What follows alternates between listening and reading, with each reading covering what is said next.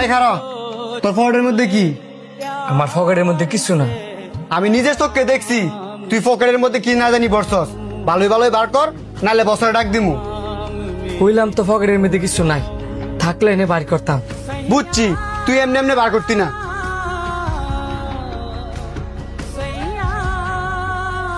তুই যদি পকেটের ভিতরে কিছু না বইরে তাহস, তাহলে এটা ইচ্ছা করতে। কাস্টমাররা খাওয়ার পরে এটা বেশি হয়েছিল, এই কারণে এটা আমি ফুলের তিন করে পকেটে লই লিছি। বেশি হয়েছিল না? দাঁড়া, তোরা দেখতেছি। বস, হেন আপনার রেস্টুরেন্টে চুর ধরা পড়ছে। কই কে সুর? স্যার, হ্যাঁ, কাস্টমারের খাবার চুরি করছে।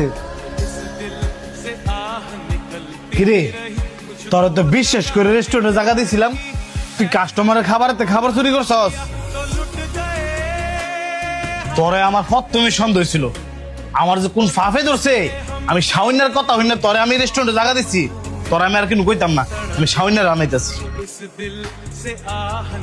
তুই যাই না শুন না কিভাবে একটা সুরেরে আমার রেস্টুরেন্টে চাকরি দিতে কইলি?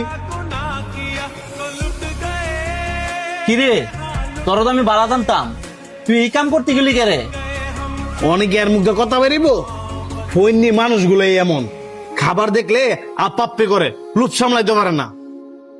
দেখ, আর ফ্যামিলিটা অনেক গরিব, সামান্য একটা ফ্রাইডে চুরি করছে, বাদ দে। তুই কেমনে কোচ বাদ দিতাম? আজকে না হয় হ্যাঁ একটা ফ্রাই চুরি করছে, 2 দিন পরে যদি হ্যাঁ আমার কাছে টিয়া চুরি করে, তখন তুই কি জবাব দিবি? তোর লাগে আমার এতগুলো কথা শুনতে লাগতেছে। তুই কামটা কেড়ে করছিস? কসে সামান্য একটা ফ্রাইয়ের লুপ সামলাইতে পারছিস না? ভাই বিশ্বাস করেন, এই ফ্রাইটা আমি চুরি করি নাই। কাস্টমারের 4টা ফ্রাই লইছে, 3টা ফ্রাই খাইছে, আর একটা ফ্রাই খাইতে পারছে না দেখিয়া এমন রাখিয়া গেছে।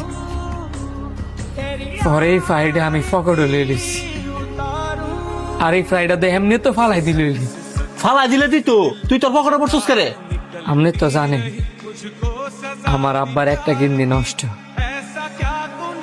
আর একটা নষ্টের পথে, যেই কারণে আমি আমার আব্বারে কাজ করতাম দেই না।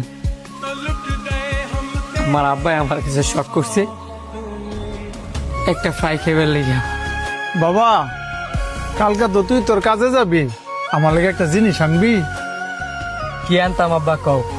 যদি সাধ্যের ভিতরে থাকে